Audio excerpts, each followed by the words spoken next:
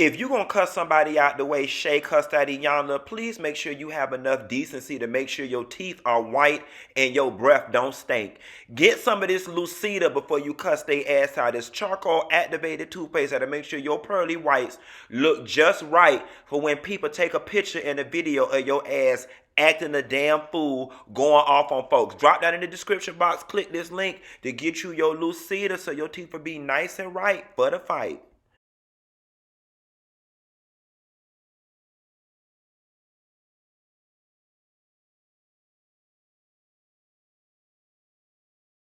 Oh, baby, I don't think there's anybody in the history of Iyanla Fix My Life that handed Iyanla her things the way Shay Johnson did last night or the night before last. Shay Johnson people.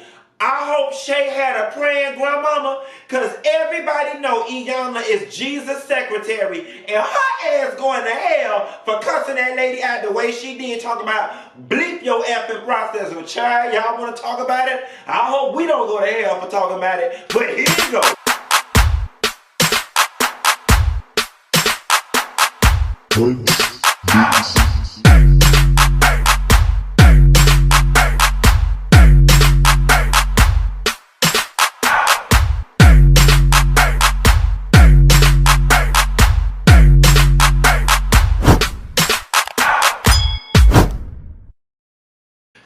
Nessa girl, did you get into the season premiere of Iyanla Fix My Life this past Sunday with Shay Johnson, reality star Shay Johnson? Everybody was blowing up my Twitter talking about I needed to watch it, and I was like, I mean, I've seen Shay over the years on reality TV. What could this give that any of her other performances on TV have given? Let me see what the fuck going on. Baby, I turned that thing on, got an eye full of titties, blonde and black bobs, and all kind of cussed out realness. Yes, God, honey, Iyanla drew all kind of boundaries in the sand. She talked to that woman so bad, Iyanla said, you can't come back up in here, and wouldn't even let her talk to her no more. But let's break down what the hell is going on. So, I like that Iyanla started with the mother, right? And as we were watching it, well, let me first back up. Let me back all the way up. Shay Johnson has a beautiful family. Her mother is a beautiful woman, and her brothers are drop dead gorgeous. Shay is a beautiful woman.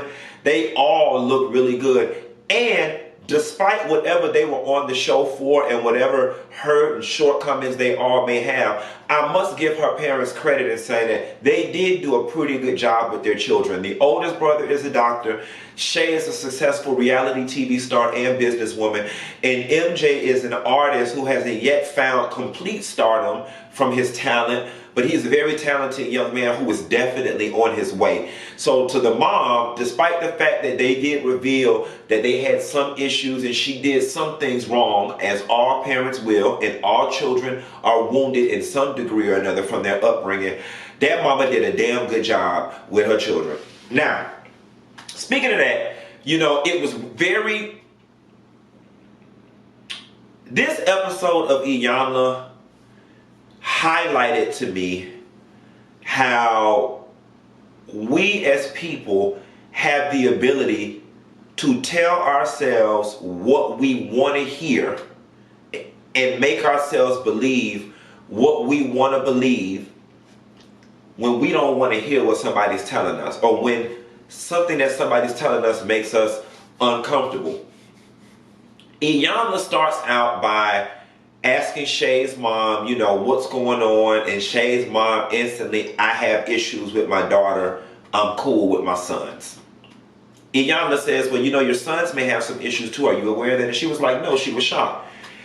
The mother had no problem going in on Shay, right?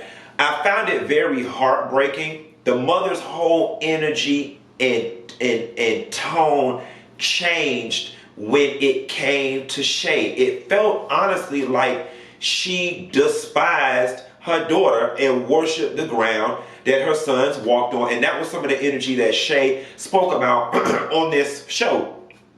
That left me sad. But then now that the cameras are on, Iyanla asked Shay's mom, did you call your daughter a demon? Did you refer to her and say she had a demon in her? And the mom says, I didn't say that. The mom was like, the lady was like, are you sure? Iyanla said, are you sure you said it? Iyanla says, I have the tape. Show the mama the tape. Show the mama saying it. Then the mama gets all defensive and says, well, no, y'all cut and spliced and made it something that it wasn't. And Iyanla had to explain to her, obviously we're not going to sit here and play your whole 45-minute interview, but we condensed it to the parts that were most important. And you said the sentence, she has a demon in her. She's a demon. Whether it came at the beginning of the interview, the middle of the interview, at the end, you said it. And when I was watching it, it felt as if the mother at that moment was having a hard time. She wanted to keep up appearances. Like, I would never say that about my child, but in all actuality, you said it. And here's the thing about it that was most telling, that I love what Iyanla said. She was like, I'm less concerned about the fact that you said it and more concerned about the fact that you hold that in your heart for your daughter. And it was funny because immediately after that, and the disdain that you saw Shay's mom have, I instantly said to myself, mothers tend to be harder on their daughters than they are their sons, and it's probably because they can better identify with women. And I'm like, Shay's mom is probably looking at every aspect of her own self that she does not like in her daughter, and that is why she's so able to come at Shay and blame Shay and attack Shay, because she's really attacking those parts of herself. And towards the end of the episode, you know, Iyanla calls it out and we find some resolve in that situation. So Shay comes in. Now, you know, I'm not going to lie to you. I think Shay illustrated a good reason why Fix My Life probably should not bring on reality TV people, right? And follow me here. This is why I say this. Shay has made a career out of being a reality TV personality. Just like any other performer, it's gig-based work. You get this gig, you do this gig for 6 weeks, you wait for your phone to ring, you get another gig, and you go from gig to gig. And that's how you make a living. This was a gig for Shay, you know, and I was very disappointed because I honestly feel like, in conclusion, everyone got their life fixed except Shay.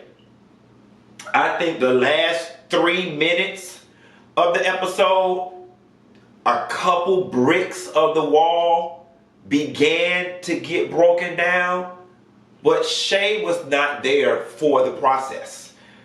Shay was there for the 3-day job and the check that accompanied it as a reality star. And it was evident. Now, when they started, you know, it felt when they started and Shay had a pink dress on, she was speaking so open and soft and meek. And Iyanla told her, you know, I think there's going to be moments in this process that you're not going to like me. And Shay was like, I don't think I'm not going to like you. And the thing that baffled me about the situation is everybody who's watched Iyanla in the past knows that you're going to get your ass handed to you at some point. That's why she always says, I think you're not going to like me by the end of this process. If I was going on Iyanla Fix My Life, regardless of the fact if I was the one who wrote the letter or not, I already know that at some point she going to turn that mirror in on me. It's going to be uncomfortable, but I'm going to have to sit in it and ride it out, because there's always a rainbow at the end of the doggone tunnel. And so they start going around the family, asking all the different things, and everybody, Iyanla says to Shay, do you know that people experience you as disrespectful and rude? And Shay got defensive and was like, I'm not disrespectful and I'm not rude. And Iyanla was like, yes, you are. She's like, you know, no, I'm not. So then they go get the mama and they go get the brothers or whatever, and the brothers say, you know, that Shay is rude, she's cold, she not talking to this one, don't talk to that one, whatever the case may be, for whatever reason. They bring Shay back in the room. They were like, have you ever told your sister that? Iyanla brings Shay in the room, and this is where all hell breaks loose. First, she let the brothers simply tell the mama, "Ma, we have issues." Iyanla only brought Shay in the room for her brothers to say, "We experience you as rude and disrespectful." And then she sweeps Shay out the room, or attempts to. Now, here's the thing that got me about Shay in that moment. And I know there's a lot of editing that goes on, and that conversation might have been longer than that. Y'all was going to be there for 3 days. So it's common sense, Shay, that at some point you were going to have the opportunity to say what it is you needed to say to your brothers. And the lesson for all of us, right? Because there are a lot of people out here that do that. The moment you express something to them, they think they got to say something right then and there. You know what I'm saying? And the sad part about it is, her brothers did not come at her, in my opinion, they didn't come at her in a condescending manner. They didn't come at her rude. They simply were saying, "Shay, we think you're rude and disrespectful." The older brother said, "I don't even think you're aware of how rude and disrespectful you could be." And for whatever reason, Shay just could not accept that. And she felt the constant need to rebut right then and there. And Iyanla was like, "I told you to trust the process." I mean, Shay, hell, you was only 2 steps into the damn process. It just seems to me that you can't be filled with that much rage, anger, and other negative emotions that your brain did not allow you to think later on today, or at some point, I'm going to have a chance to get their ass together. Me, I would have bottled that shit in. I'd have been rocking back and forth and be like, "Oh, these motherfuckers don't came and showed their ass. Oh, baby, you wait till she let me speak. I'm going to cuss their ass out." Because from Iyanla's perspective, it did look like Shay wanted to dictate the way the process went. Or in short, she just didn't trust the process. So then Shay and Iyanla get in that heated exchange. And, you know, when you up in Iyanla's face and you start telling Iyanla, "Fuck your process and fuck this, you know, and I'm leaving, lady, this, that, and the third. You ain't finna disrespect me and have me looking like a fool." And Shay and Iyanla told her, "You already look like a damn fool." That was puzzling to me. And it was odd to me because it was one of those things, was like, Shay, you proved her right. You proved her right in that moment. And in that moment, I saw direct parallels between the mother, when the mom got upset about the demon comment at the top of the episode, and Shay's behavior.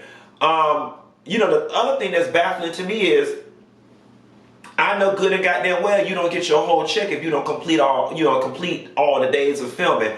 And then Shay, did you think that these people was just gonna come construct a film set, book the house, book catering, book hair and makeup, book all the production people, and then you was gonna come do a couple hours and then just leave, and all that money was gonna go down the drain? No, God, they continued the process without your ass. And you know, I found it very telling when they got towards the end of day one, and Shay's mom and brother called her, and Shay was like, "Well, when I walked out, well, you know, it's very harsh to me when you say to somebody, 'None of y'all would have been there if it wasn't for me.'" That was the first thing that was like, ooh. And then this expectation that because she walked out, that they were supposed to walk out. And it was like, no, ma'am, bitch, we here for healing. Whether it be a sexual healing, or a family reunion healing, or a sister you got an attitude revealing, we are here for a healing. And we gonna get this healing. And I had never seen Iyanla set a boundary so clear and defined like that. And I guess that's how disrespected she felt by Shay talking to her.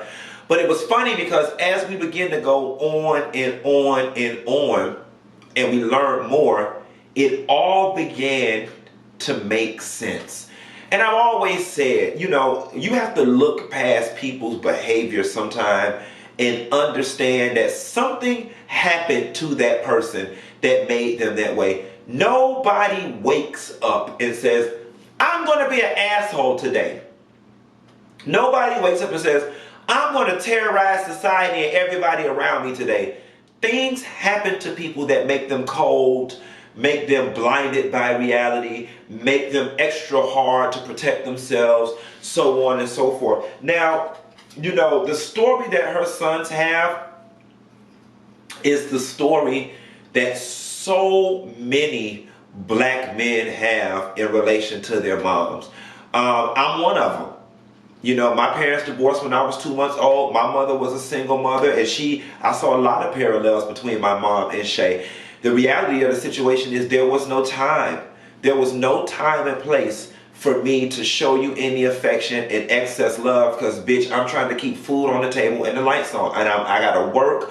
I'm tired. I got to get you uniforms. I got to take you to school in the morning. I got to help you with the homework. You in this Easter play after school that I don't even have time for, but I'm trying to make provisions for that. I got your other brother and sister over here I got to watch after. I ain't nobody watching after me. I got my own needs that are not being met. I'm broke. These people called and said they about to cut the lights off. I'm 2 months behind on the mortgage. It's just a lot. It's a lot that single parents go through, coupled with the fact that people can't show you what they do not have. And it was very evident that perhaps Shay's mom did not receive the very thing that her kids wanted to receive from her. And the cycle gets perpetuated, recycled. And now you have generations and generations and generations of broken people. We see it so many times in families.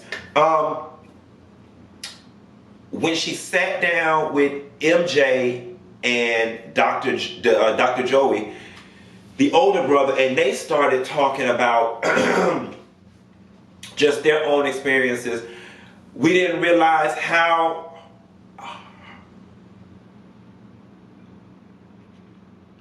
neglect and pain manifest in people different. Like in the older brother, it drove him. He used it as motivation to get out, do better for himself, so he didn't have to go through the struggle. He became a doctor and married a doctor, which on the surface, people would be like, oh my God, he is the epitome of success. You know what I'm saying? But he was broken. Then you had MJ, who was the youngest, and he was like, you know, I couldn't compare. Like, you were just always so good, and I felt abandoned by mom and by you. Iyanla and I developed a soft spot for Shay, and I wish she would have been there, because had Shay realized it, Iyanla was advocating for her the whole damn time. And it was a very powerful admission when she pointed out the fact that Shay was basically the sum total of all their pain. And oftentimes, especially considering the fact that she was a single mom with 2 boys and a daughter, I'm pretty sure a lot of those womanly responsibilities around the home were placed on Shay. Her brothers expected her to do certain things. The mom expected her to do certain things. And then the mom was looking at all the negatives that she could not process in her own self, in her own daughter, and took that stuff out on Shay. And that's why Shay was so quick to snap, crackle, and pop. I love this other thing that Iyanla did, and it helped me realize something. I wish we lived in a world where no one had to be strong. And we in the black community for so long, you know, we had this thing where I'm a strong, independent black woman. I'm a strong, independent black woman. And do you ever notice that no other race of women say that? Now, I get it. Their struggle is different. Black women have had a completely different set of challenges that these women have not, that have led to us having to say we're y'all, us, we, the people in the black community, having to say we're strong and wear it as a badge of honor, because all the things that I have conquered, yes, I am strong. But along with that strength comes a lot of brokenness and heartache. And I'm starting to believe in a lot of instances, the stronger someone is, the more fucked up emotionally they are. Because that's the only reason why you have to be strong, to protect yourself from forces unknown. And that's what it was with Shay. And I don't even know if in that moment Shay possibly realized where a lot of her attitude and whatnot came from. So they asked Shay would she come back the next day or whatever, and when she returned, it was weird because Shay had already made up in her mind that she was under attack. Like, she already made up in her mind that she was going to be made out to be the bad person and receive no compassion. She walked in. The energy I felt when she walked in really was on some, let me complete this shit so I could get my check. You could feel the wall through the TV screen. And the first question she asked, why my flowers dead? And it's like, damn, bitch. I mean, we ain't even started the exercise. You don't even know the context. And the brother let her know your flowers are dead because it's a reflection of how we did not water you. And so it's like, sis, you came in with all this attitude, not knowing that this right here was a visual representation of the compassion that we now have for you, because we better understand your story. And as they begin to go around the room, you know, I feel like the brothers really got it. And I really do feel like the mom really took to heart what Iyanla was telling her in terms of the tools. Because that did something for me. You know, I get very frustrated with my sister.